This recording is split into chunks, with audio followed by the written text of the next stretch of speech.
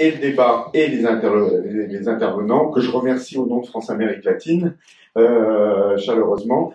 Et puis, vous remercier à vous d'être présents. France-Amérique latine, vous savez, est une association de solidarité internationale qui, depuis 50 ans, essaye d'animer les relations de solidarité entre la France et l'Amérique latine, qui organise régulièrement, parce qu'on est membre de la Maison d'Amérique latine, des débats à son sein, et on est content de les reprendre depuis 2021-2022, parce qu'on a eu une période de Covid qui, j'espère, ne va pas revenir, puisqu'on parle de 7e vague.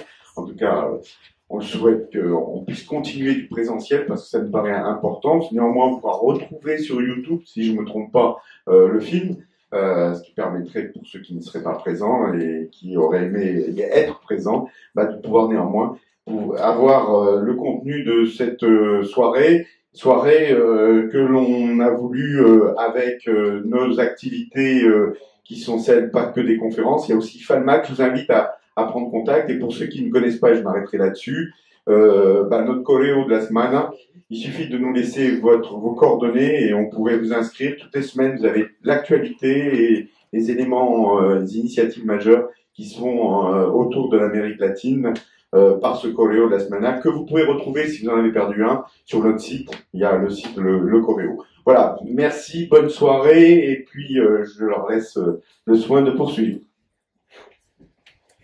Bien, bonsoir à tous et à toutes. Comme vous le savez, j'imagine bien, le 19 juin dernier s'est produit en Colombie un séisme électoral et politique sans précédent, qualifié par les médias et les analystes d'événements historiques, totalement inédits. Le point de départ, nous espérons, le point de départ d'une révolution démocratique, l'élection par le suffrage universel d'un président et d'une vice-présidente de gauche, dans un pays où cette étiquette peut conduire à la persécution et parfois à la mort. Mais le 28 juin, avant-hier aussi, la Commission pour l'éclaircissement de la vérité, qui est un des 3 piliers du système intégral de vérité, justice, réparation et non-répétition, issu des accords de paix signés en 2016, a présenté publiquement, dans une cérémonie qui était assez émouvante, son rapport final, qui l'a nommé Recomendaciones para una paz grande, recommandations pour une paix grande. Et ça a été fait en présence du président élu, Gustavo Petro, et de la vice-présidente Francia Márquez, et dans l'absence du président en charge, qui était dans une réunion à l'OTAN. Au-delà de l'enthousiasme et des stupéfactions aussi que cela suscite, les défis et les interrogations sont grands, sont nombreuses. Donc pour nous éclairer davantage, nous comptons ce soir avec la participation de nos invités, que nous remercions chaleureusement. Alors, on a Guylaine Pujol-Pérez, qui est journaliste au Parisien, collaboratrice de la Nueva Prensa en Colombie et du canal Matarife, autrice de Dans les pas d'Álvaro Uribe, le président de la mafia, et Falsos Positivos, la verdad de Cabo Mora, la traduction en espagnol de Mortel Barrage chez Fauvidition. Elle est aussi présidente de l'association Aidenco, acronyme de Ayuda en Colombia, venant en aide ponctuellement à des enfants en situation de vulnérabilité en Colombie, qui fait elle-même partie du groupe interparlementaire pour la paix en Colombie, du Congrès des députés espagnols.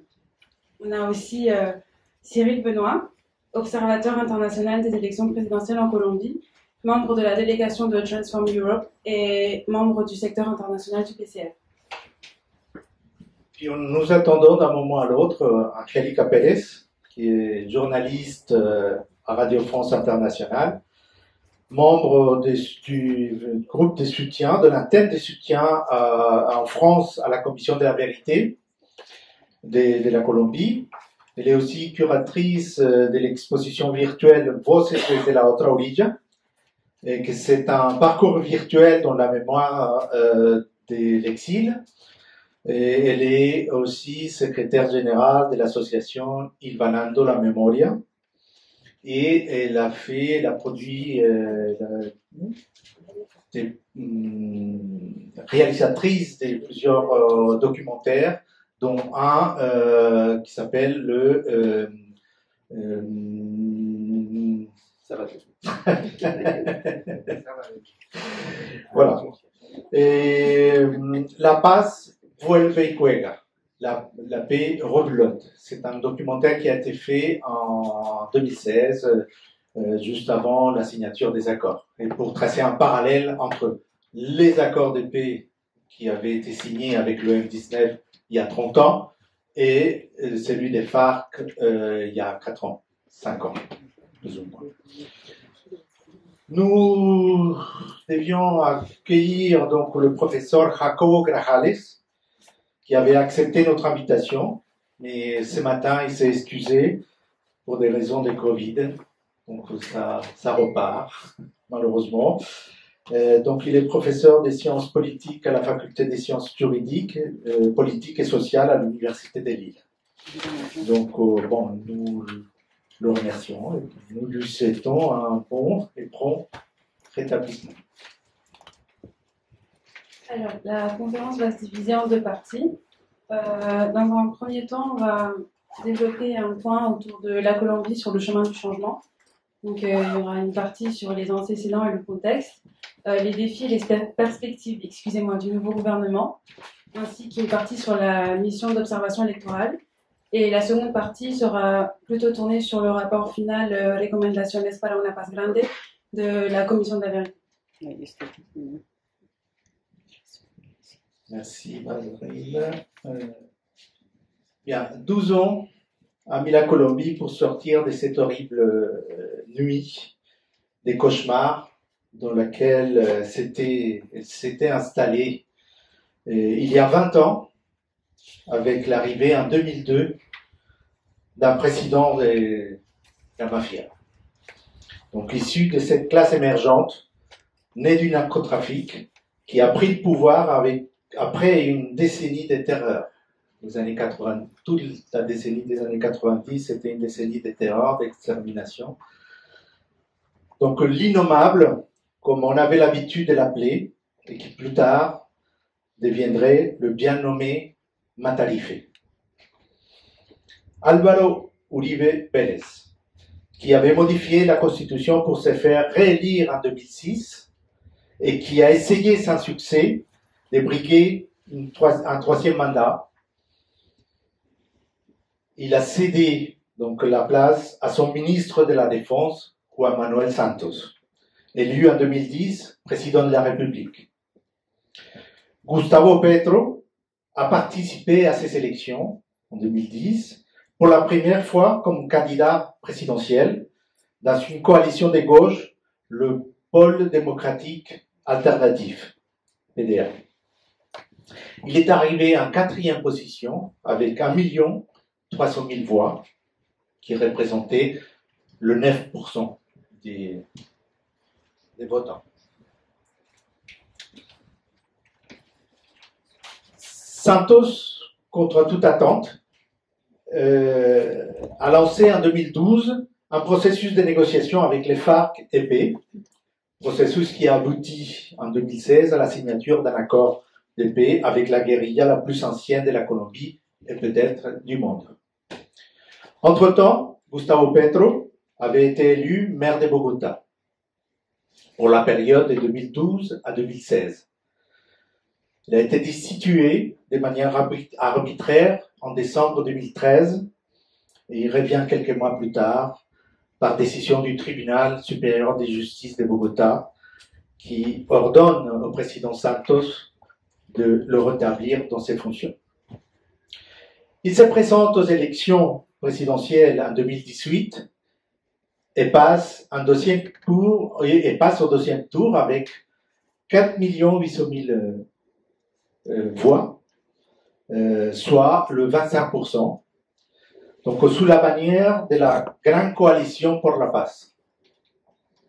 Première fois que la gauche était qualifiée pour le second tour, Petro est battu, mais obtient un record historique pour la gauche de 8 millions de votes, 41,8% des électeurs, dont beaucoup de jeunes qui étaient mobilisés pour la paix lors du référendum sur les accords en 2016 et qui étaient dépités par la victoire du non à l'accord de paix.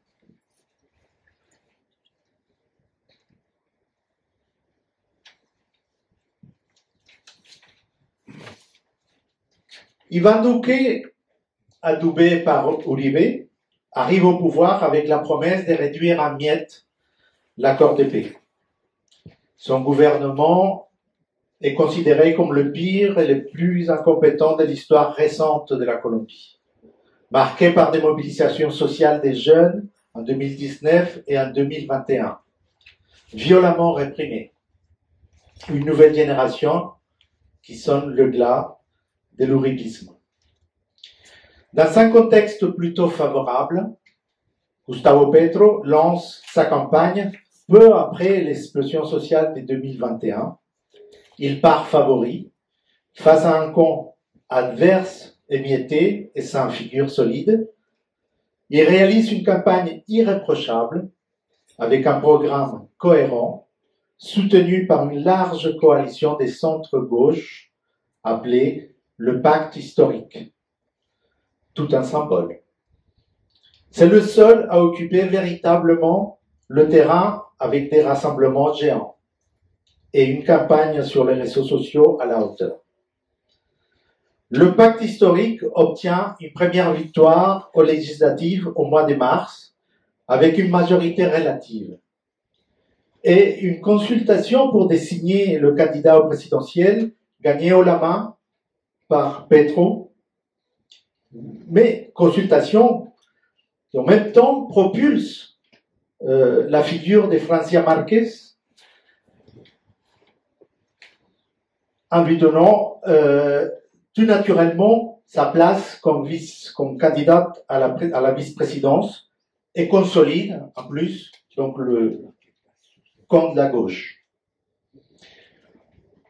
Au premier tour des élections présidentielles, le ticket Gustavo Petro, Francia Márquez arrive en tête de loin, 40%, avec 8,5 millions de votes, plus qu'au deuxième tour en 2018, mais pas assez pour gagner au premier tour, qui était un vœu caressé par les électeurs du pacte historique. Une petite déception et une énorme crainte de voir le tous contre Petro l'emporter au second tour.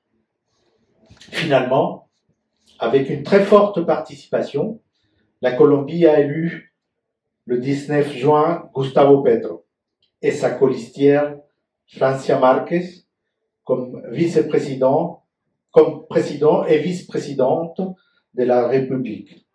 Un record de suffrages jamais atteint. 11 300 presque, exactement 11 281 voix, 50,44%. Une victoire claire et nette, mais pas très large.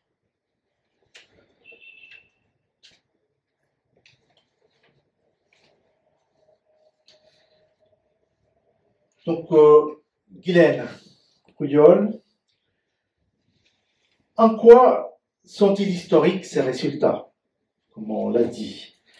Et qu'est-ce qui a permis la victoire électorale de Gustavo Petro et Francia Márquez? Bonjour à tous, merci d'être venus. Alors, en quoi c'est historique? Mais vous venez de le dire, c'est historique parce que c'est la première fois qu'il y a un gouvernement de gauche en Colombie. C'est la première fois que ça arrive. C'est historique aussi parce que pour la première fois, le président qui est élu n'est pas un président qui est issu de l'oligarchie. Il n'est pas fils de président, il n'est pas fils de ministre, il n'est pas frère de ministre, il n'est pas issu de l'oligarchie. Et ça, c'est nouveau parce que les présidents sont élus dans un tout petit monde en Colombie. C'est historique parce que sa vice-présidente, c'est Francia Márquez. Et d'un seul coup, c'est une révolution parce qu'elle remplit un peu toutes les cases. Alors d'abord, c'est une femme. Francia Márquez, elle est noire, elle est issue du département du Cauca. Donc on n'a jamais eu de vice-président. Alors il y a eu un vice-président mulâtre dans l'histoire de la Colombie, mais qu'on a un peu caché d'ailleurs. Mais donc c'est une vice-présidente noire qui a été mère adolescente. C'est-à-dire qu'en fait elle a connu un peu les affres que connaissent bien des Colombiens. La moitié de la population vit dans la pauvreté. Donc elle a connu la pauvreté, elle sait de quoi elle parle. Elle a milité pour l'environnement, elle a été prix Goldman Sachs en 2018. Elle est originaire du Cauca, comme je disais tout à l'heure, donc un département quand même, alors magnifique en Colombie, vraiment magnifique, mais très problématique par le conflit armé, par tout ce qui s'y déroule. Et elle a elle-même fait l'objet d'une tentative d'un attentat en 2019, auquel elle a survécu. Donc c'est historique déjà rien que pour toutes ces raisons. Donc oui, elle s'est formée, elle est devenue avocate. Qu'est-ce qui a permis cette victoire électorale? Bon, d'abord un contexte, tout un contexte, la chute de l'uribisme, on en parlera un peu plus tard. Je crois que le pacte historique aussi, qui était une idée géniale, en fait, de réunir des partis de gauche, de réunir des partis de centre-gauche, de faire un appel, en fait, pour trouver quelque chose en commun. Et ce pacte, ben oui, il est historique parce qu'il arrive au pouvoir. C'est aussi évidemment une réponse aux mobilisations qu'on a vues monter depuis 2019, notamment les mobilisations de jeunes, le paro national l'année dernière, qui a été très durement réprimé. Donc, de toute façon, la victoire de Petro, c'était un peu chronique d'une victoire annoncée. Ça fait des mois qu'on le voit monter dans les sondages. On aurait mal compris comment il aurait pu ne pas passer. C'est aussi une volonté du peuple colombien de faire vraiment la paix. Donc il y a eu un premier pas qui a été fait grâce à Santos en 2016 avec les accords de paix avec les FARC, mais on a bien vu comment Duque a toujours dit qu'il ne voulait pas les appliquer, comment il a freiné des 4 fers pour les appliquer au minimum. Et surtout, les zones laissées libres par les FARC n'ont pas été investies par l'État. Et quand je dis investies par l'État, je ne parle pas d'envoyer des militaires, je parle de construire des écoles, des postes de santé, des routes pour que les paysans puissent faire circuler ce qu'ils produisent et pouvoir aller le vendre. Et donc je pense que c'est aussi, Petro représentait quand même le candidat de la paix. C'est aussi le candidat des minorités ethniques, sexuelles, de tous ceux qui veulent voir respecter les droits de l'homme. Et c'est le candidat de la réconciliation. Je pense aussi que la série Matalife a contribué vraiment à l'élection de Petro. En démasquant Álvaro Uribe, 2 fois élu président, en sortant un peu tous les dossiers d'Uribe dans les 2 premières saisons de Matalife. Et dans la 3e saison qui est en cours, la série s'est vraiment adaptée au temps de l'élection présidentielle. Et on a vu comment, entre les 2 tours, en fait, elle a diffusé des épisodes sur Rodolfo Hernández parce que la victoire de Gustavo Petro et Francia Márquez, c'est aussi qu'au 2e tour, donc 9 jours avant le 1er tour, on a vu monter Rodolfo Hernández, qui était le pire scénario au départ envisagé pour le parti historique et pour Gustavo Petro, parce que Rodolfo Hernández n'était pas le candidat de l'uribisme qui est quand même en train de chuter, mais en réalité il récoltait quand même les voix de l'uribisme.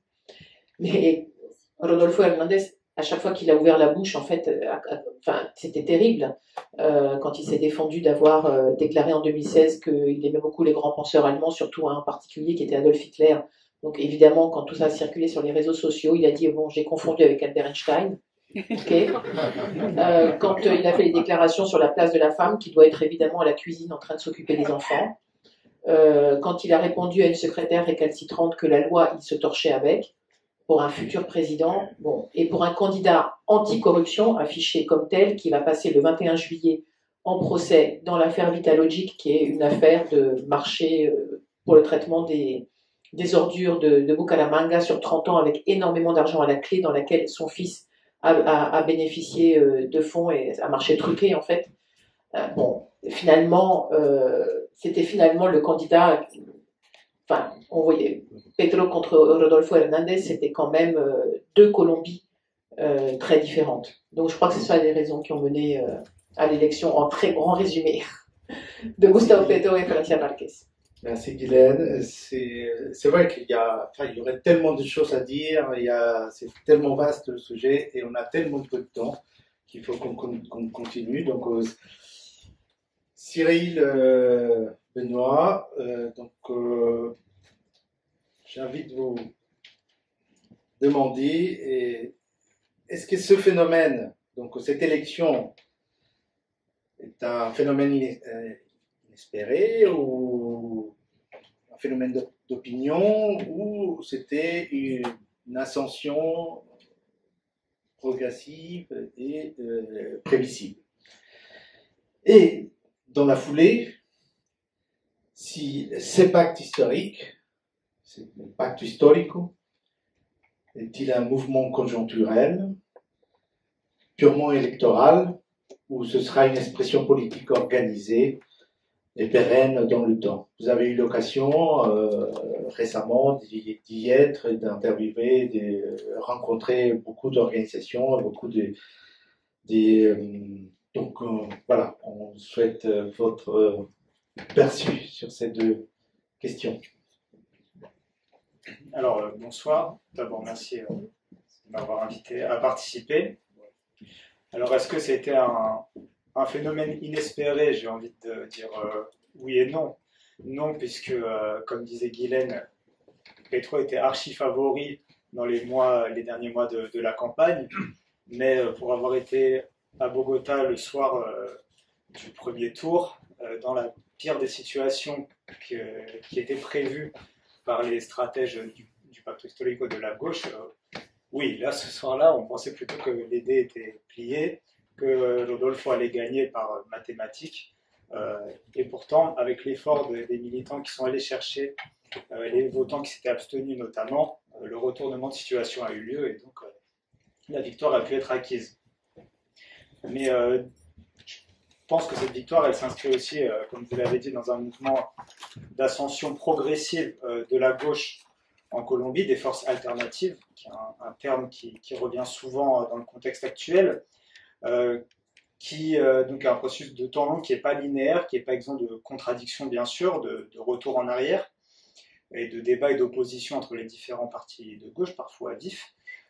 Mais si on regarde un peu l'histoire récente de la Colombie, on voit un certain nombre déjà de ces processus qui ont préfiguré le pacto historico et qui ont ouvert la voie à cette formule gagnante en 2022.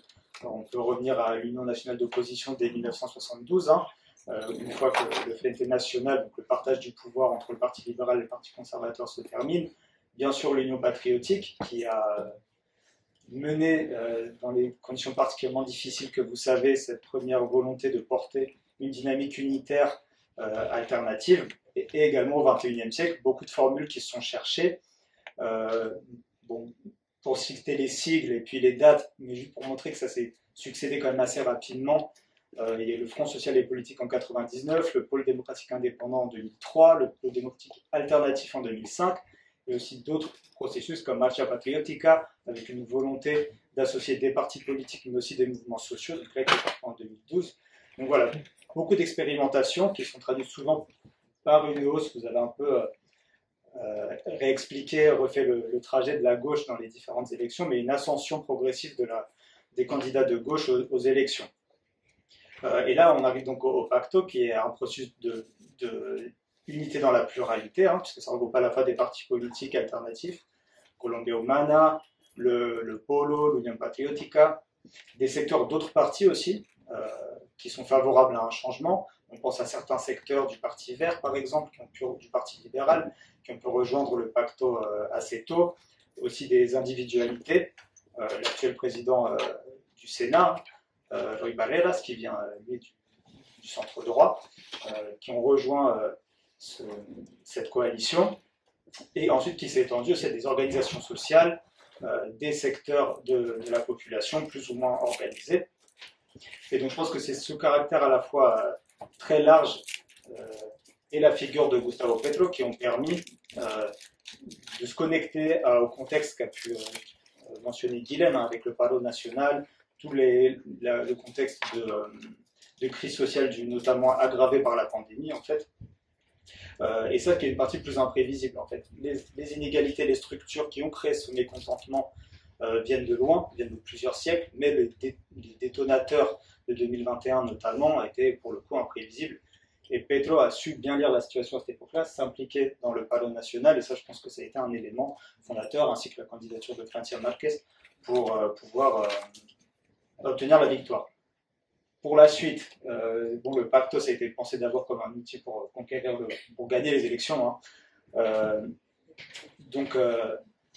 C'est d'abord et avant tout une alliance électorale, mais je pense que cette perspective de campagne victorieuse, cette victoire, ont quand même solidifié les liens. Et maintenant que la victoire est obtenue, dans un contexte où ça va être une bataille de tous les jours pour gagner les majorités au Congrès, sur les votes, pour maintenir l'unité, ça va renforcer l'effet de cohésion. Néanmoins, chaque force a son propre programme, ses propres visions.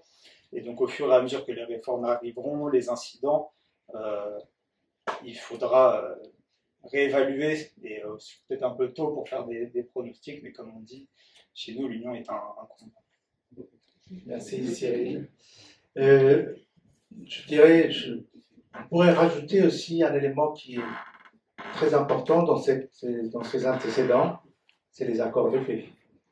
Je pose la question jusqu'à quel point ça aurait été possible sans ces accords.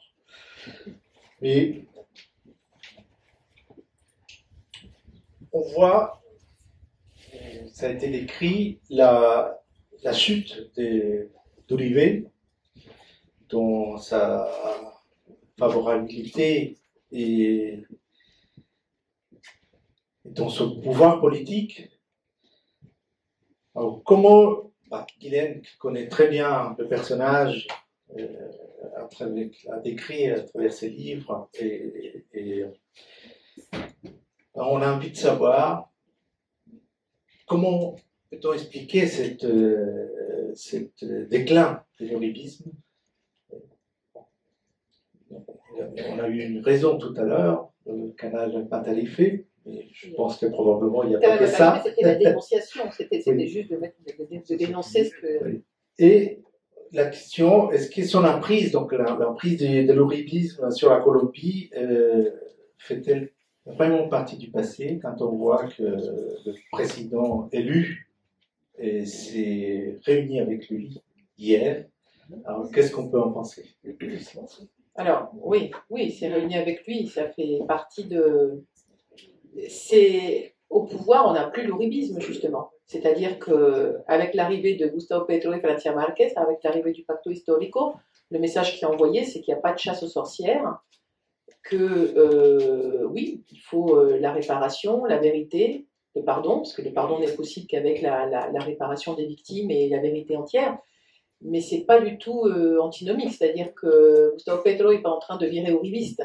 Je pense pas que la rencontre d'hier ce soit ça. Alors oui, l'uribisme, c'est un phénomène qui a monté au début des années 2000, donc qui est dû au nom de Álvaro Uribe, qui a été très brièvement maire de Medellín, qui a été gouverneur d'Antioquia, qui a été directeur de l'aéronautique civile au moment de l'essor du narcotrafic, au moment où les licences pour les narcotrafiquants se sont mis à être multipliées. Son prédécesseur avait été assassiné parce qu'il n'en distribuait pas assez. Uribe Senior, qui n'avait aucun lien de famille avec lui. Il a été sénateur et bien sûr 2 fois élu président de la Colombie entre 2002 et 2010. Donc oui, l'essor de l'uribisme, c'est surtout au début des années 2000. Après, on va dire, l'uribisme existe encore, mais la droite existe encore, il y a une opposition en Colombie, elle est fracturée. Et l'uribisme fait un peu office d'épouvantail maintenant, on voit bien comment les candidats même qui comptaient avec les voix de l'ouribisme ne se revendiquaient pas forcément de l'ouribisme. Et donc on a vu que Federico Gutiérrez est arrivé 3e. Il n'est pas arrivé au 2e tour, c'était quand même ça la grande claque. Qu'est-ce qui s'est passé entre-temps? Alors, entre-temps, il s'est passé que, par exemple, en 2006, Gustavo Petro a dénoncé devant le Congrès des liens entre Álvaro Uribe et le paramilitarisme. Le paramilitarisme qui est lui-même un petit frère, une petite sœur, un héritier des Convivir qui avait été créé en Antioquia, des milices qui finalement servaient à défendre les intérêts des grands propriétaires terriens. Il a dénoncé les pactes de Chivolo, le pacte de Biray, tous les pactes qui faisaient que localement des hommes politiques étaient mis au pouvoir avec l'appui des paramilitaires. Donc, mais l'ouribisme était en plein essor à ce moment-là. Hein, mais bon, voilà, ce sont des choses qui après, mises au fil du temps. Quand je parlais tout à l'heure de Matarife, Daniel Mendoza Leal n'a rien révélé en réalité, hein, il le dit toujours, il a juste refait les pièces du puzzle, c'est-à-dire avec plein d'informations qui pouvaient être mises à la connaissance de tous et simplement il les a groupées. Mais ça a eu un effet en effet. Donc en 2006, Gustavo Petro dénonce la parapolitique. En 2008, on a le scandale de Soacha, qui à l'époque ne va pas entamer l'ouribisme. Hein. Mais le scandale de Soacha, c'est donc ces jeunes qui disparaissent, une vingtaine de jeunes qui disparaissent à Soacha et à Ciudad Bolívar, près de Bogota, et qu'on retrouve mystérieusement dans des fosses communes, mais dans le norte de Santander, enterrés comme NN, hein, comme sans identité, enfin sous X. Mais en fait, en regardant les descriptions des médecins légistes, etc., on arrive à refaire le fil et à voir que en fait ils ont été présentés comme des guerrilleros morts au combat et en réalité c'était des jeunes de Soacha qui n'étaient pas du tout des guerrilleros qui avaient été tués au lendemain ou au surlendemain de leur disparition. Donc ça c'est le scandale de Soacha. Alors on dirait quel est le rapport avec Uribe? C'est que bien plus tard on s'est rendu compte que c'était pas juste le scandale de Soacha. En mars dernier, en mars 2021, la REP a donné ce chiffre que maintenant tout le monde connaît de 6402, au moins 6402 faux positifs en Colombie entre 2002 et 2008, c'est-à-dire qu'il y en a beaucoup plus en réalité. Au début, on prenait les associations et les maires de Soacha pour des folles quand elles disaient qu'il y en avait certainement 10 000. Ben, finalement, on va y arriver. Et donc, quel est le lien? Le lien, c'est que un maximum de tous ces faux positifs, enfin, il y a eu des faux positifs avant Uribe, il y en a eu après lui, mais disons que la grande majorité, ces 6402, c'est pendant ces deux gouvernements. Comme je dis souvent, dans les entreprises, dans les organisations, souvent on a des objectifs à atteindre avec des chiffres. Parfois ces objectifs, on ne peut pas les atteindre parce qu'ils sont inatteignables, ils sont trop difficiles. Alors on ment, alors on maquille les chiffres, alors on donne des explications. Mais en Colombie, pas du tout. En Colombie, il fallait tuer des guerrilleros, alors on a fabriqué des guerrilleros qu'on a tués. Voilà, même si ce n'étaient pas des guerrilleros.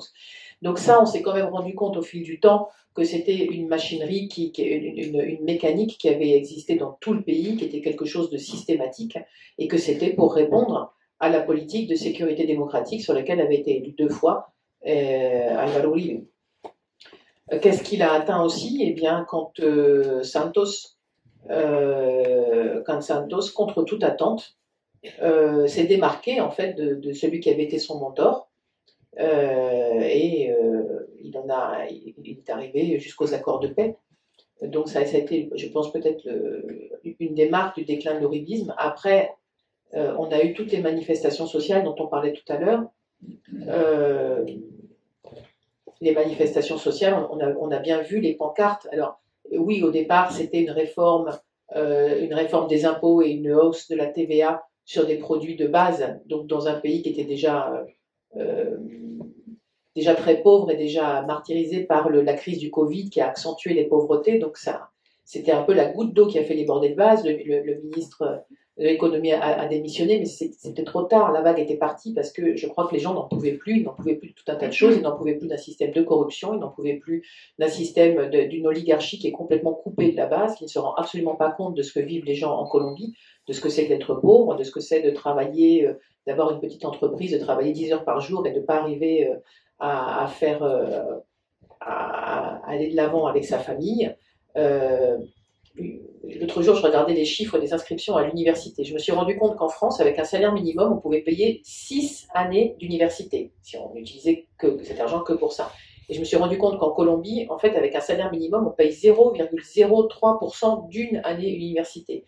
Donc je pense que c'est tout ça dont les gens n'en pouvaient plus, et c'était tout ça l'uribisme. L'uribisme, c'était aussi Iván Duque. On sait très bien que Iván Duque, avant de se présenter à la présidentielle en 2018, était un parfait inconnu.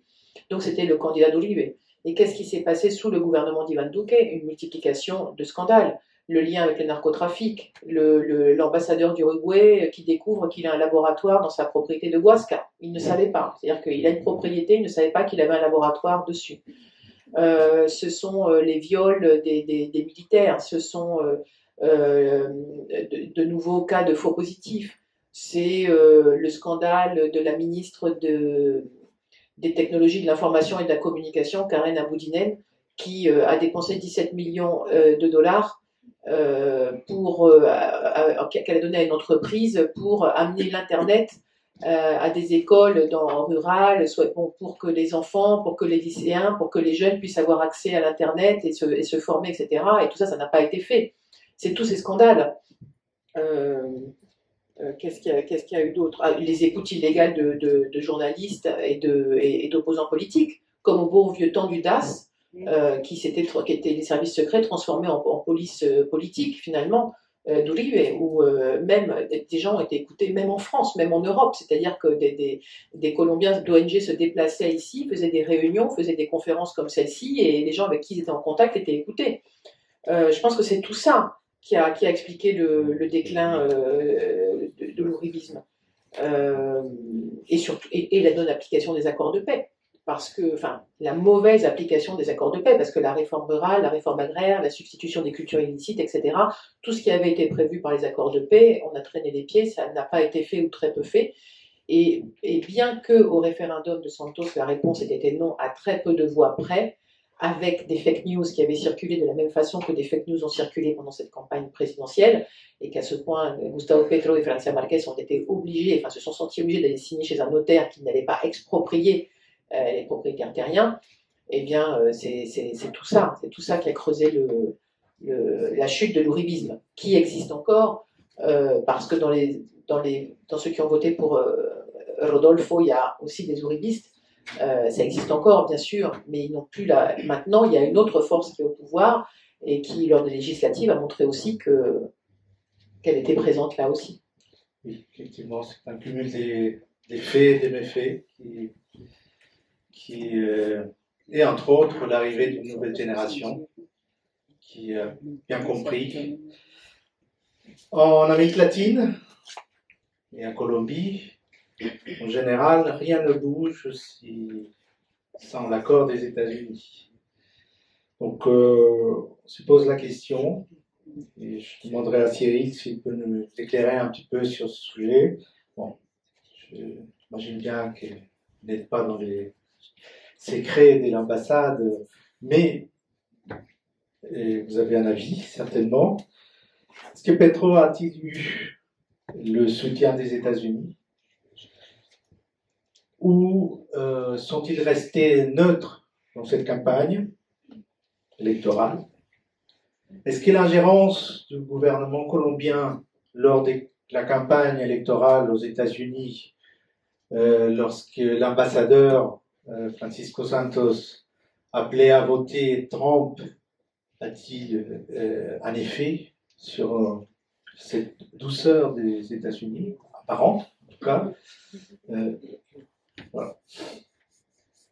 Déjà, Rodrigo va m'en vouloir, mais je fais un petit retour en arrière pour souligner qu'effectivement, je pense que les accords de paix ont joué un rôle fondamental dans cette victoire, et que sans les accords de paix, même s'ils n'ont pas été appliqués, la victoire de Petro aurait été impossible, parce que c'est vraiment les accords de paix qui ont permis de démocratiser les esprits et de sortir d'une logique de guerre dans laquelle tout manifestant était un ennemi qu'on pouvait abattre, et je pense que ça a vraiment transformé les mentalités dans le pays et permis la victoire. Du coup, je finis cette parenthèse, mais ça me semblait important. Pour les États-Unis, alors je pense que le principe de base, c'est qu'ils soutiennent les acteurs qui se présentent à eux en fonction de leurs intérêts et des possibilités qui s'offrent à eux. Et ils changent leur soutien, ils le font évoluer en fonction de ces mêmes paramètres. Fut un temps où c'était l'uribisme qui recevait les faveurs des États-Unis. puisqu'il correspondait à leurs besoins de l'époque, d'empêcher l'arrivée au pouvoir des FARC, qui étaient perçus comme étant à quelques années d'arriver au pouvoir, y compris par des notes de l'ambassade des États-Unis. Et c'est une aide qui s'est transmise, vous le savez mieux que moi, par des milliards de dollars à travers le plan Colombie. Au-delà de ce plan interne, le rôle de la Colombie comme fer de lance de la lutte contre la gauche dans le continent latino-américain, en premier lieu le Venezuela, mais aussi l'Équateur ou d'autres pays de la région. Aujourd'hui, je pense que ça a un peu changé, mais pas simplement pour les États-Unis, aussi pour les élites colombiennes. Comme le disait Guylaine, je pense que l'uribisme a perdu aussi de son rôle historique pour les élites colombiennes, et ça s'est ressenti dans les élections, puisque voilà, rien n'a été fait pour soutenir le candidat de l'uribisme de la part des élites traditionnelles, mais au contraire, c'est Fico qui avait une image un petit peu plus moderne, un petit peu plus modérée. En tout cas, c'est ce qui était pensé par la droite, qui a été mis en avant.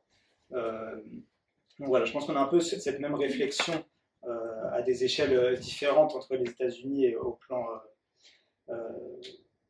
interne. Et un autre facteur, c'est que Petro étant tellement favori pour les élections, c'est un facteur que les États-Unis devaient prendre en compte aussi dans la façon dont ils abordaient la phase suivante et qui valait mieux. Bon, c'était certes pas leur candidat préféré, hein, je ne sais pas ce que je suis en train de dire. Ils auraient sans doute préféré que Fico arrive au pouvoir, mais au vu des possibilités, puisque rien ne bouge sans que les États-Unis le veuillent, mais si quand même, je pense que les mouvements de masse, les mouvements des peuples peuvent imposer des choses, c'est ce qu'ils ont fait. Donc d'une part, ils ont pris ça en compte, et d'autre part, je pense que la situation a changé entre le premier et le second tour, puisque certes, au premier tour, ils pouvaient appuyer une droite un peu plus traditionnelle, au second tour, Rodolfo, c'était quand même un saut dans l'inconnu pour tout le monde, notamment pour les États-Unis. Et je pense que la gouvernabilité, c'est quelque chose auquel ils attachent de l'importance et qu'ils n'avaient pas envie de voir un chaos s'installer en Colombie. Et c'est probablement ça ce qui serait arrivé si l'ingénieur était arrivé au pouvoir. Donc, voilà. Donc je pense que dans la phase actuelle, il y a quand même des éléments contradictoires qui dictent la politique des États-Unis. Comme vous l'avez mentionné, il y avait l'inimitié entre Biden et Duque, qui était connu pour le soutien à Trump. Et ce qui témoigne de ça, c'est que la première rencontre officielle entre Duque et Biden, elle a eu lieu en mars dernier, c'est-à-dire très tard, alors qu'ils s'étaient rencontrés plus ou moins de façon officieuse pendant la COP26 à Glasgow, mais Duque était déjà allé 2 fois aux États-Unis et Biden n'avait pas reçu, donc, ce qui montrait quand même une mise à distance du président. D'autre part, je pense qu'il y avait quand même, au sein du Parti démocrate, certains secteurs parmi les plus progressistes qui avaient une proximité avec Gustavo Petro sur un certain nombre de sujets, je pense notamment sur les droits humains, la réduction des inégalités, et au contraire, dans le Parti républicain, à sa droite, notamment en Floride, etc., enfin des facteurs qui étaient farouchement pro-uribistes et donc également pro-Biden, donc il y avait une espèce de symétrie quand même, y compris dans le jeu politique des États-Unis. Et enfin d'autres éléments, c'était, et je pense que c'est ça aussi qui a dicté la rencontre entre Duque et Biden dans la dernière phase de son mandat, c'était la volonté de rassurer la Colombie au moment où les États-Unis se rapprochaient du Venezuela comme conséquence de la guerre, de l'invasion de l'Ukraine par la Russie et de son impact sur les marchés mondiaux, notamment de l'énergie. Mais aussi donc, cette volonté donc, de rassurer la Colombie, mais de s'assurer qu'elle resterait bien, même s'il y avait un changement de gouvernement, dans l'orbite des États-Unis. Et c'est notamment ce qui s'est traduit par l'augmentation du statut de la Colombie comme allié principal hors OTAN. Donc il met dans le niveau maximum des pays alliés de l'OTAN et qui ne sont pas membres de l'OTAN. Voilà, verrouiller un peu les choses pour éviter les mauvaises surprises derrière. Et puis je pense, pour terminer, mais ça rejoindra un peu mon point, que aujourd'hui les États-Unis voient plus ces gouvernements de droite autoritaires comme étant la solution à leurs problèmes, mais plutôt comme une partie de leurs problèmes, même si c'est eux-mêmes qui ont favorisé leur accession au pouvoir, puisque c'est des gouvernements qui se caractérisent par de la violence, de la corruption, la tolérance au trafic de drogue, et ça c'est des problèmes qui impactent les États-Unis au final. Enfin, la pauvreté, les inégalités, ça force les gens à chercher à émigrer vers les États-Unis. On sait que c'est une grande question de politique interne. Et aujourd'hui, voilà, ils font le constat que les gouvernements de droite sont totalement incapables de gérer cette question-là. Enfin, Duque est aussi incapable de beaucoup de choses. Et ça, je pense qu'on le voit en Amérique centrale, où les États-Unis vont plus soutenir Xiomara Castro, qui est de gauche, que Nayib Bukele ou Giammattei au Guatemala, qui sont pourtant de droite. Très bien, merci. Bon, nous accueillons Angélica Pérez pour terminer ce premier point sur les antécédents et le contexte. Nous sommes très en retard. On avait prévu une demi-heure pour ce point et ça fait déjà 1 heure que nous en parlons. C'est très bien parce qu'on apprend beaucoup de choses, mais donc n'hésitez pas, si vous pouvez faire plus court que le temps qui est imparti. Merci. Angélica,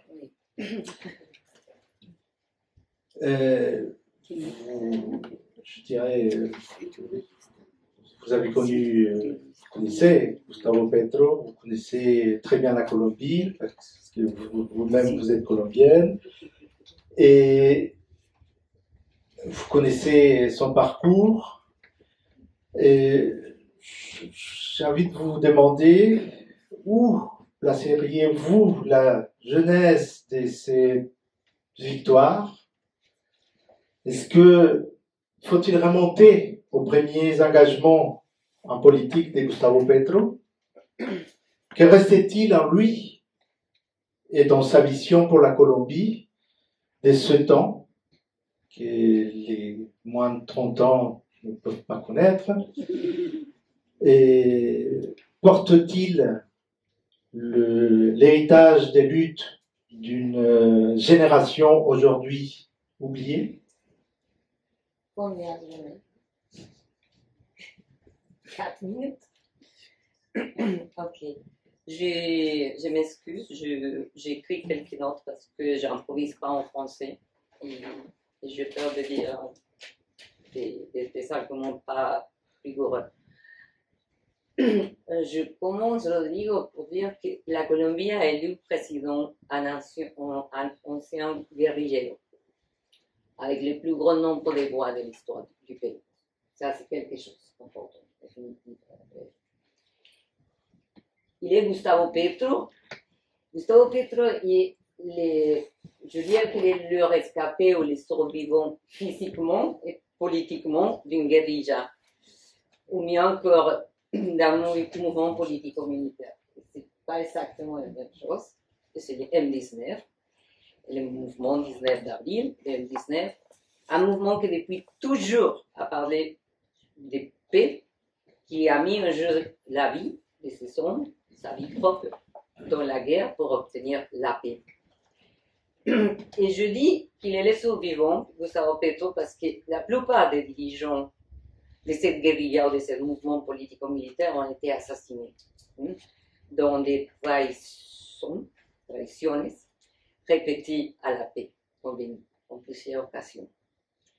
Et aussi, il est survivant parce que depuis que cette organisation a déposé les armes et entré dans la vie et dans la voie politique légale, que c'est une autre forme de guerre avec des armes, des paroles. Et Petro a hissé les drapeaux de ce mouvement du M19, comme je crois que personne d'autre qui appartenait à cette guérilla. Il a été fidèle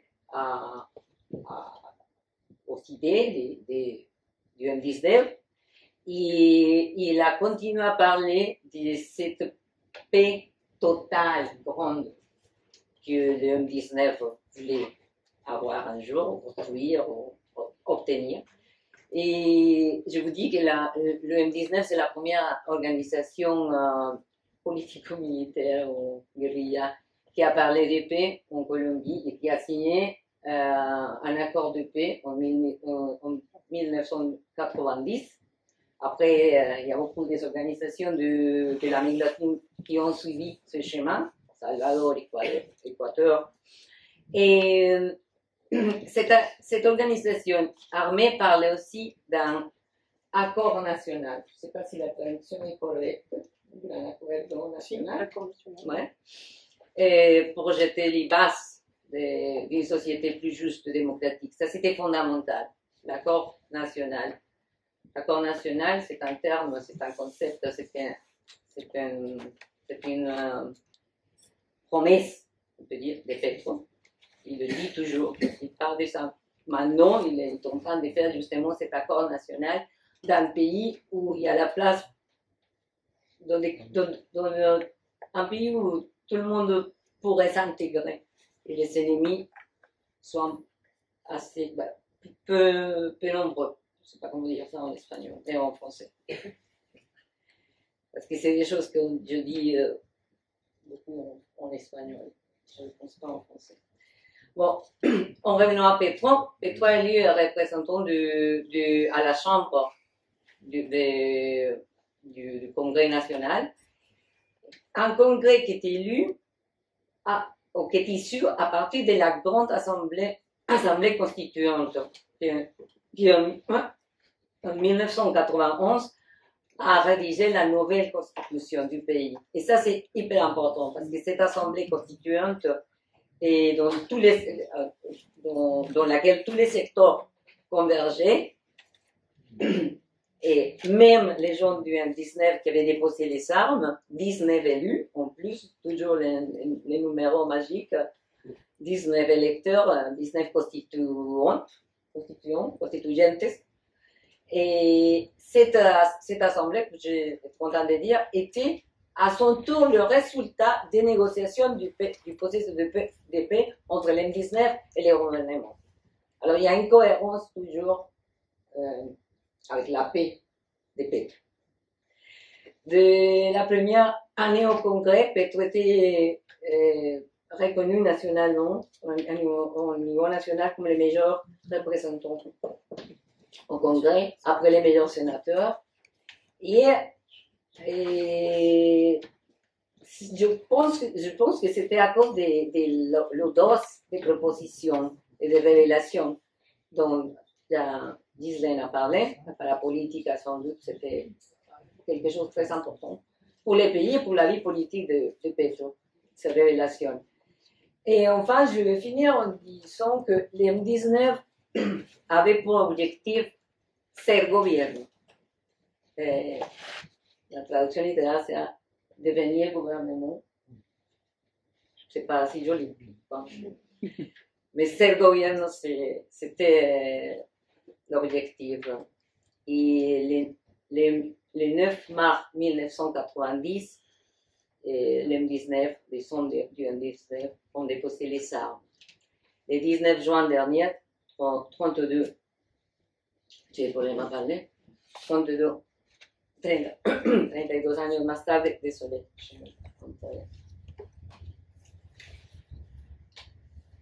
Gustavo Petro incarnait dans les urnes la victoire d'une histoire, l'histoire des 30 hommes et des femmes qui ont cherché inlassablement la paix dans la filigrane de la guerre. Merci Angélica. Du coup, on va passer au deuxième point, qui est défis et perspectives du nouveau gouvernement. Donc, faire de la Colombie une puissance mondiale de la vie à travers un grand accord national, un gouvernement de la vie basé sur 3 piliers que sont la paix, la justice sociale et environnementale. C'est la promesse renouvelée par le président élu, Gustavo Petro, le soir de son élection. Sachant que Juan Manuel Santos a eu 2 mandats pour consolider un accord de paix avec les FARC-EP, qui a par la suite été réduit en miettes par le gouvernement Duque Marquez. Quant à lui, le président élu ne dispose que de 4 ans pour réaliser un vrai changement, avec une politique de l'amour et de l'espérance pour espérer conclure une paix totale.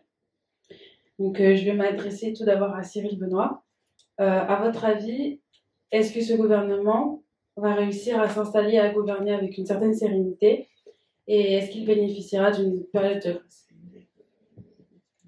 Alors, je pense que personne dans le parcours historique, et moins que personne, Gustavo Petro, s'attend à avoir un état de grâce ou à avoir de la sérénité. Je pense qu'il s'engage dans 4 ans au moins enfin lui 4 ans, les autres peut-être plus, de combats acharnés, puisque la tâche va être difficile, mais comme ça a pu être dit, il y a quand même cette volonté qui s'était déjà exprimée dans la campagne et qui se réaffirme avec encore plus de force après de la victoire, de réduire la polarisation du pays, ce qui est un enjeu assez immédiat, puisque Rodolfo Hernández a quand même réuni 47% des votes au second tour, donc c'est pas une victoire non plus écrasante. Il y a un pays qui est quand même divisé en deux, ça se voit aussi géographiquement, entre certaines régions qui ont voté très favorablement pour Gustavo Petro, d'autres régions qui ont voté très favorablement pour Rodolfo, donc contre Petro parfois. C'était aussi ça la motivation du vote. Donc cette volonté de baisser les tensions, de montrer que c'est un gouvernement de tout le monde et que c'est pas l'imposition d'un projet sur un autre. Et donc ça, c'est traduit par un certain nombre de rencontres, on les a mentionnées, hein, avec le candidat battu au second tour, avec Álvaro Uribe, avec tout un certain nombre de forces. Donc c'est un premier point. Et puis cette volonté de créer un grand accord national qui a été aussi mentionné, je ne m'étends pas dessus. Je pense que là, il a une opportunité favorable, c'est que les partis traditionnels qui maintiennent quand même un poids fort dans le pays, puisque ce qu'on appelle les maquinarias, ils ont toute une machinerie électorale à travers le pays, une très forte influence dans les gouvernements locaux notamment. Ils ont quand même connu une défaite importante qu'ils ressentent avec force, l'uribisme aussi. Et ils sentent quand même qu'il y a une volonté de changement dans le pays, puisque les deux candidats qui sont qualifiés au second tour, c'était ceux qui incarnaient le plus cette volonté de changement, même si c'était sous des modalités différentes. Et on sait, bon, Rodolfo, c'était un changement qui est instrumentalisé, mais qui a quand même capitalisé cette volonté-là. Et ça, par exemple, ça se voit dans le fait que le Parti conservateur, qui est quand même la droite traditionnelle incarnée, ne s'est pas déclaré comme étant dans l'opposition récemment, ce qui, y compris, génère des tensions en son sein. Et donc voilà, ils sont quand même assez ébranlés sur leur base, et ça les conduit, pour le moment, en tout cas, à avoir une position qui n'est pas non plus celle d'une opposition frontale. Et ça aboutit à des alliances, une configuration dans les deux chambres du Parlement qui laisse envisager donc une possibilité de faire passer les lois, ce qui était quand même une des grandes préoccupations au soir des législatives, puisque dans les deux chambres, c'est quand même très fragmenté. Cependant, donc, Petro a dit que dès cette année, il passerait la réforme fiscale. On sait que ça va être quelque chose qui va, pour le coup, réactiver cette polarisation, réactiver des oppositions, parce que ça va toucher à des intérêts très concrets de ces groupes de pouvoir. Et là, ce sera, je pense, un des premiers tests du gouvernement. Ensuite, sur le plan social, je pense que là, il n'y aura pas d'état d'urgence, on le sait bien, parce que d'état de grâce, puisque les urgences sont immenses, hein, 42% de pauvreté, 14% d'extrême pauvreté, une informalité de 60%, qui sont en hausse du fait de la pandémie. Et sur le plan sécuritaire, donc plusieurs conflits armés, environ 8, je n'ai plus les chiffres exacts selon la Croix-Rouge, mais qui ont des conséquences sociales, humanitaires très importantes, et des leaders sociaux qui sont assassinés presque quotidiennement. Enfin, aujourd'hui, encore une fois, dans l'Arauca, il y a des gens qui se font tuer tous les jours. Et une force publique, une police, une armée qui génère beaucoup de doutes quant à leur obéissance. Donc voilà, pour conclure, je pense qu'il y a aussi de grandes attentes de changement dans la population, de changement profond et de changement rapide. Or, on sait que la tâche qu'il attend, c'est une tâche de plusieurs décennies en réalité, de changer le modèle du pays qui est mis en place depuis plus de 200 ans en réalité, depuis la colonie. Et donc qui demande des politiques de long terme, c'est comment ne pas faire de frustration par rapport à ces attentes de changement. Donc là, des mesures fortes et rapides seront aussi essentielles, et l'implication aussi du mouvement social. Et pour dire ça. Merci. Alors, je vais m'adresser à Guylaine Rougeol maintenant. Que doit-on comprendre par le concept de paix totale et quelle est la feuille de route pour y arriver? Alors, je vais faire une réponse très courte parce que je sais qu'on est très en retard. Donc, je ne vais pas reparler de l'accord national, puisqu'il a été évoqué par Angélica et par Cyril aussi un peu. L'accord national, car le pays est fracturé. Donc oui, effectivement, il y a 10 millions de gens qui ont voté pour Rodolfo. Parmi eux, il y avait beaucoup qui ne votaient pas pour Rodolfo, mais qui votaient contre Petro. Donc il faut arriver à gouverner, à réduire l'anxiété de ces gens qui, certains ont décrété qu'il fallait qu'ils quittent la Colombie, parce qu'on ne pouvait plus vivre en Colombie, c'était affreux. Voilà. Donc, mettre fin à la polarisation, c'est ça le concept de paix totale. Le concept de paix totale, c'est réactiver les dialogues avec le ELN qui ont été arrêtés en janvier 2019 suite à l'attentat à l'école de police de Bogota qui avait commencé à Quito, je crois, en 2017. C'est dialoguer avec les autres groupes armés. Le concept de paix totale, c'est ce que vous évoquiez tout à l'heure, c'est-à-dire la rencontre inattendue Gustavo Petro Álvaro Uribe. Il est sûr que si Rodolfo Hernández ou Fico étaient passés, ils n'auraient sûrement pas eu cette rencontre. Et donc, à l'issue de cette rencontre, Gustavo Petro a dit que cette conversation avait été utile et respectueuse, qu'il avait trouvé des différences et des points communs, et qu'il y aura toujours un dialogue gouvernement-opposition. Et Uribe a dit de son côté je lui ai dit humblement, Président, permettez-moi un canal de dialogue avec vous, je ne vous dérangerai pas beaucoup, ce sera pour parler des problèmes du pays, ce que nous pouvons approuver, nous le ferons sans calcul. C'est rétablir les relations avec le Venezuela, c'est appliquer les accords de paix, c'est appuyer la REP, c'est le pardon social. Gustavo Petro s'est référé en ça au philosophe français Jacques Derrida qui disait le pardon, s'il y en a, ne doit et ne peut pardonner que l'impardonnable, l'inexpiable. Alors c'est un peu difficile comme concept à comprendre, ça ne passe pas par-dessus, comme je disais tout à l'heure, la vérité et la réparation, mais voilà, le but c'est de mettre fin au conflit. Angélica a parlé tout à l'heure du désir de paix de Gustavo Petro qui ne date pas des dernières élections ni de celles d'avant, mais de toujours. Voilà, j'essaie de faire court pour... Je continue avec vous. Il y a des rumeurs d'insubordination, d'appel à la désobéissance et d'autres bruits de bots qui circulent sur les réseaux sociaux et qui sont à l'origine de tensions et de crispations. Donc, quelles seront, selon vous, les relations qu'entretiendront le gouvernement avec les forces armées? Alors, le gouvernement, enfin, il est prévu une réforme de l'armée, une réforme...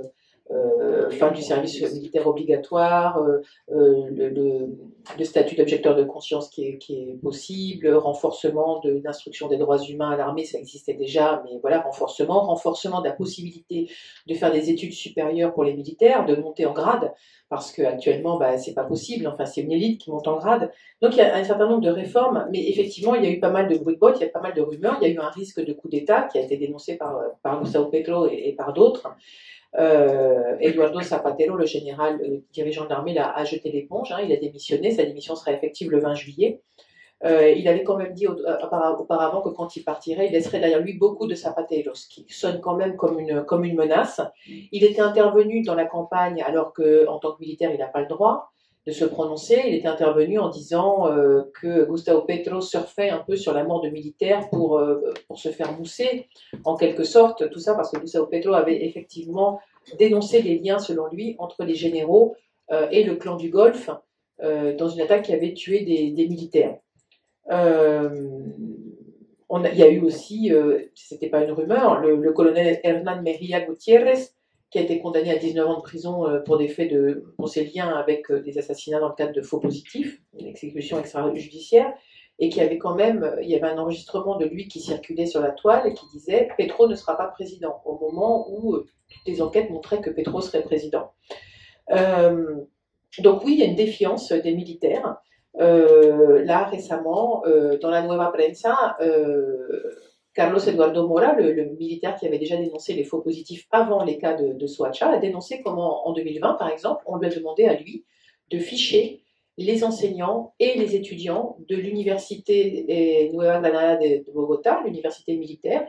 Il devait ficher les enseignants et les étudiants supposés être pétristes.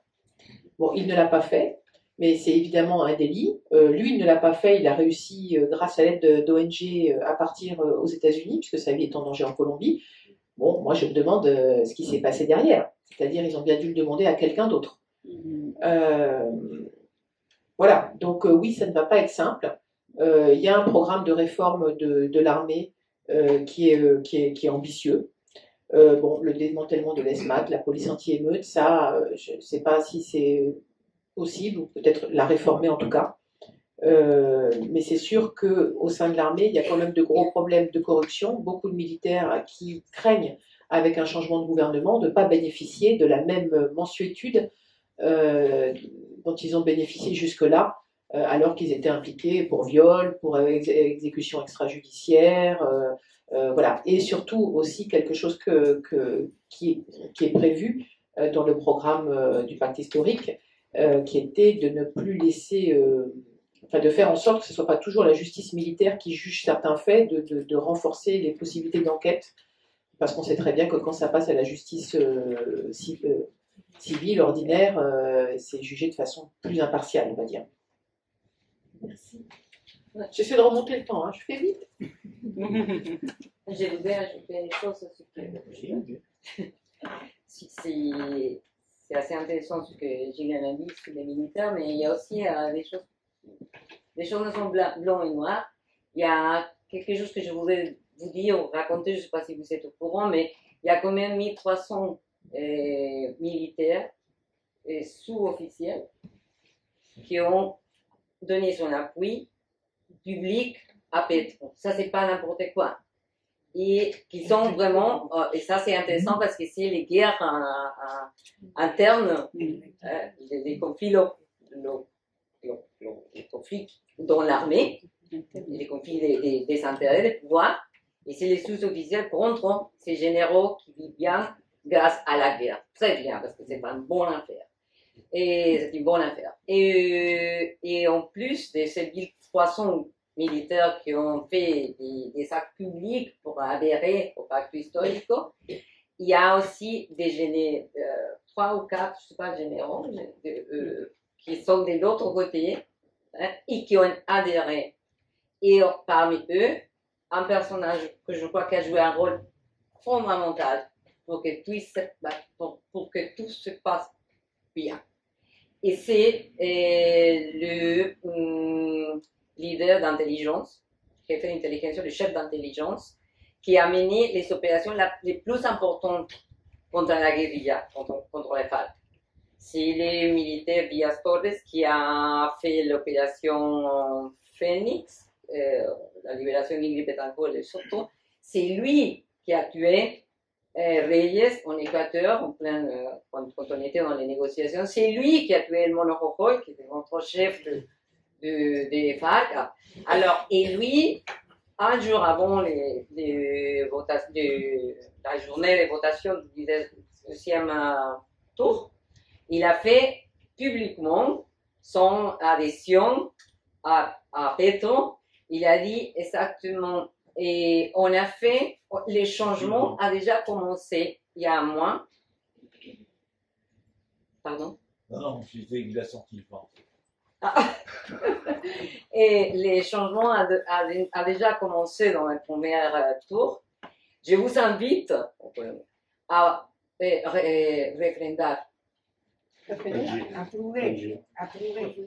D'accord, approuver aux urnes demain, c'est qu'on a le changement il y a un mois, et à faire un pacte historique. Un pacte historique. Et je crois que c'était un avertissement pour l'extrême droite, pour dire, il n'y a pas tous les militaires qui sont avec vous. Ça ne marche pas comme ça. Et bon, c'est ce que je voulais dire. Merci, oui, c'est vrai. Et nous allons être obligés de raccourcir un petit peu, de changer certaines choses. Donc nous allons passer directement à la deuxième partie. Je vous invite à... c'est dommage parce que j'avais très envie de connaître les impressions des Guylaine et des Cyril sur les commissions dans lesquelles ils ont participé. Mais on va essayer de passer à la fin. Donc on va aborder donc, le rapport final de la commission pour l'éclaircissement de la vérité a été rendu public donc le 28 juin, c'est ce qu'on disait au début, et donc il y a juste 12 jours. Et Angélica, comme on l'avait dit aussi lors de la présentation, elle a été en relation, elle a participé, elle a animé avec d'autres personnes l'antenne des soutiens à la Commission de la vérité en France, avec de nombreuses activités Donc, je voudrais lui demander quelles sont vos premières impressions de ce rapport. Bon, le rapport, il vient d'être lu, c'est un pavé énorme. On va pas lui demander un résumé, mais plutôt les impressions sur la commission en général et sur ce rapport. Sur ce rapport, je dirais pas beaucoup, peut-être que c'est énorme et personne ne le connaît complètement, et je ne veux pas vous mentir. Plutôt, je voudrais dire que cette cérémonie, il y a 2 jours, c'était très important, très émouvant pour tout le monde. Je parlais avec beaucoup de Colombiens qui l'ont suivi, qui ont pleuré même. Et il y avait une consigne, c'était il y a l'avenir s'il y a vérité. Et je crois que quand on a vu, quand on était présent dans cette cérémonie, il y a exactement, c'est la première fois depuis longtemps qu'on a vu l'avenir. On a pensé, oh, ok, ça y est, ça a changé. Il y a ce sentiment d'espoir, de bonheur on l'a vécu là, dans cette cérémonie, c'était la métaphore de ça. Et aussi le discours du président de la commission, du père Francisco de Rou, était fort, je dirais, il a mis en question tout le monde, et surtout la société colombienne, et il a demandé comment on a osé laisser que ça arrivait, et comment on pourrait laisser que ça arrive encore. Et moi, je crois que c'était important. Et aussi, parce que le fait de voir que Duque décide de ne pas être présent, c'est compréhensible. On ne peut pas se présenter à recevoir un accord résultat d'une commission qu'il a essayé politiquement d'éliminer, pas politiquement. Et aussi que c'est le résultat d'un accord de paix qu'il a promis et il a fait tout en plus pour faire de cet accord des miettes. Alors, mais voir à Gustavo Petro recevoir l'accord de paix et donner son compromis pour la paix totale, c'était assez important. C'est ce que je voulais dire. Alors, si... Il nous reste 7 minutes avant d'évacuer la salle, parce que et donc, voilà. Une des particularités de ces rapports, donc, enfin, une particularité de ce rapport et de cette commission, c'est un chapitre qui est unique, qui est inédit, qui n'était pas arrivé dans d'autres commissions de la vérité, qu'il y en a eu beaucoup. C'était le chapitre de l'exil. Ce n'est pas le seul, il y a eu d'autres chapitres qui étaient innovateurs, des chapitres des genres, surtout les violations aux femmes. Les violations aux femmes, mais aussi à tout ce qui était le LGTBI et plus. Donc, est-ce que vous pouvez nous en parler un peu de ces chapitres sur l'exil? Oui, c'est inédit, comme je viens de dire, et dans l'histoire des commissions vérité. Et c'est plus qu'un chapitre. Ce qui est important, c'est que cette commission vérité considère l'exil comme un territoire du pays. C'est-à-dire qu'il y a tous les récits, 28 543, je crois, des personnes qui à l'intérieur du pays ont parlé,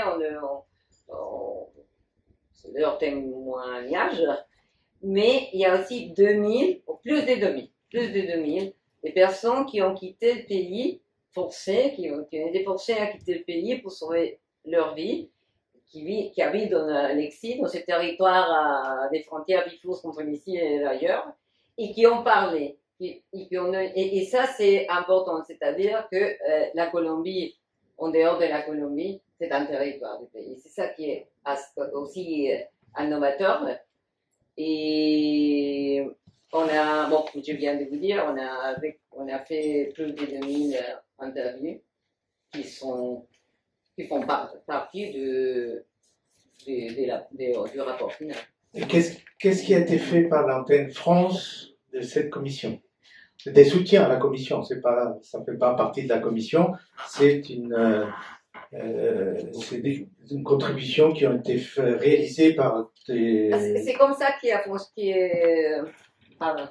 comme ça que l'exil de la mémoire pour le territoire a fonctionné avec des antennes dans 24 pays. Et il y avait l'antenne France-Paris, et c'est l'une des premières qui s'est conformée après la visite de Molano, Alfredo Molano, qui était encore en vie, et qui était commissionné, commissaire de la commission. Et après, ce qu'on a fait, c'est avoir l'appui des socios stratégiques, soutien stratégique, des partenaires stratégiques qui sont plusieurs organisations qui ont fonctionné pour protéger la commission. Ils sont regroupés dans la réseau France-Colombie Solidarité, Amnesty International, France-Amérique latine en plus, Secours catholique, Caritas, TG, bon, il y a plusieurs organisations. Il y a aussi, et comme ça, on a fait dans tous les 24 pays, à peu près. Et aussi, on a fait des interviews, on a interviewé des victimes. Il y a toujours des victimes et des responsables dans les récits. Et après, on a fait une chose différente, que c'est notre... Non. Ce qu'on donne à la commission. Notre cadeau, ce qu'on a offert.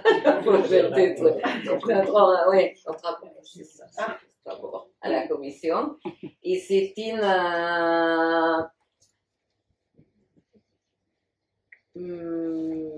exposition virtuelle avec les récits.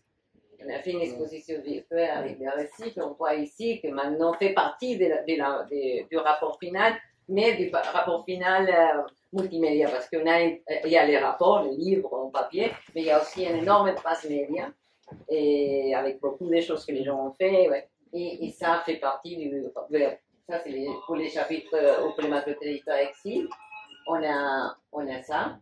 Et moi, je voudrais m'arrêter ici, parce que beaucoup blablabla, et plutôt, si vous voulez, avant de partir, écouter la guía de la visita, désolé, la guía de la visita est en espagnol, mais... Ah, il n'y a pas de problème. On va les micros, si vous approchez les micros.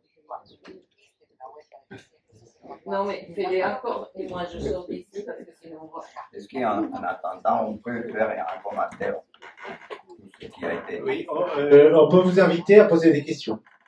Donc, si vous avez des questions, très courtes, 1 minute. 1 minute. Voilà. Gérard? Moi, j'en aurais 2. Alors, une sur Uribe. Est-ce que Uribe a un processus actuellement en cours aux États-Unis et qui ne suivrait pas le même chemin qu'Hernandez au Honduras? C'est-à-dire, est-ce qu'il n'est pas en train d'essayer de négocier sa non-extradition? Et ça, c'est la deuxième, ça c'est le titre du rapport. Cuando los pájaros no cantaban. Quelle est votre interprétation de ce titre? Moi, j'ai mon interprétation. C'est bon? Alors, Olivier, je ne crois pas qu'il y ait une investigation. Je ne sais pas, je ne peux pas répondre à cette question. Je ne crois pas qu'il en ait. Est-ce qu'il n'est pas en train de négocier? Bon, ça c'est autre chose. L'investigation, il en a, hein, par ailleurs, ouverte. Il en a pas mal. Et dans Colombie, devant la CPI aussi. Voilà. Cuando los pájaros no cantaban, c'est ça? Alors moi, j'ai travaillé, j'ai pas eu tout le temps de suivre, mais quand les oiseaux ne chantaient pas, quand il y avait les massacres, quand il y avait, et puis aussi peut-être, oui. C'est une évocation du paramilitarisme, enfin, je pense. Oui. Les oiseaux, c'est la joie, c'est. Enfin, je sais pas. Oui, en vous écoutant, j'avais une sensation un peu bizarre. Je me disais, est-ce que je suis dans un autre monde? Parce que tout ce que vous avez dit me semble questionnable et que peut être interprété d'une autre façon. Je crois qu'actuellement, la Colombie se trouve dans une situation très difficile. Vous le savez bien, mais plus difficile que ce que vous pouvez imaginer. Petro est un homme qui arrive là au pouvoir après 20 quelques années de travail politique. Il appartient au système et il se présente comme une personne qui veut changer la Colombie. Très bien. Mais le problème... Question.